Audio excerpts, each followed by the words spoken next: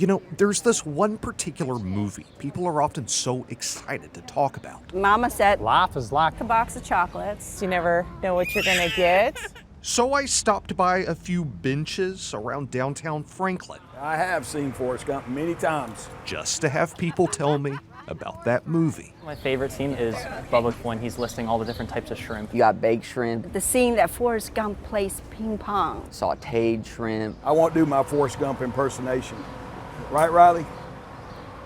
When you are named Forrest, like I am, you know how many famous quotes are in the movie Forrest Gump. Run, Forrest, run. Run, Forrest, run, right? Everybody's got a favorite scene, a favorite quote. Mama said you can tell a lot about a person by the type of shoes they're wearing. Let's ask this guy. Life is like a box of chocolates. In the Franklin office of actor Gary Sinise, you'll find a bench, a box of chocolates, and so many grand items linked to his role in Forrest Gump as Lieutenant Dan Taylor. We've enshrined the hair that I wore in the movie. I kept it, so we thought we'd put it in here. These are the original dog tags that they gave me to wear in the movie, which I didn't end up wearing because I wore my brother-in-law's dog tags from Vietnam. When we were making the movie, all I knew was that it was a good script. I had a great director, Bob Zemeckis, working with Tom. He was a big movie star. When we first saw it, I remember sitting with the cast, and everybody looked at each other at the end of the movie, and we all had smiles on our faces because we knew it was good. That audiences embraced the film. That was great. I always watch it with my best friend. It's a great movie. Now it's a great American classic. But 4 weeks after Forrest Gump opened, something unexpected happened. I was just choked up at this moment. I was invited to go to the Disabled American Veterans Convention,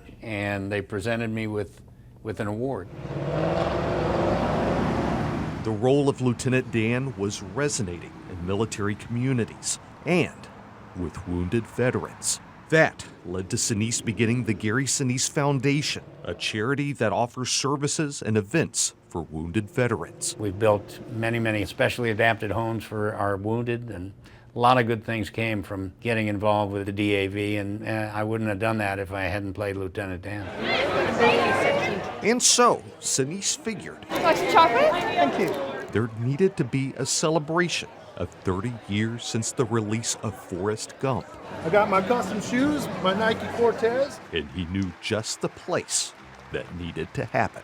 It's hard to believe that it's 30 years. The movie has been on television for 30 years. Me and Jenny are like peas and carrots. Stupid is as stupid does. New generations of kids have been seeing it. Included in the Opry crowd are wounded veterans who have received adapted homes from the foundation, like Brian Anderson. Second year in Iraq, I got hit with an IED and I became a triple amputee. I met Gary Sinise at Walter Reed in 2006. I'm out here at the Grand Ole Opry to witness the debut of the Lieutenant Dan Band on the Grand Ole Opry stage. Some familiar faces are here, like young Forrest actor Michael Connor Humphreys. And Michael T. Williamson played Bubba. We've stayed in touch over the years. Michael T. Williamson, everybody! But who do you get to introduce Sinise to the stage? I mean, the one and the only Gary Sinise and the Lieutenant Dan Band.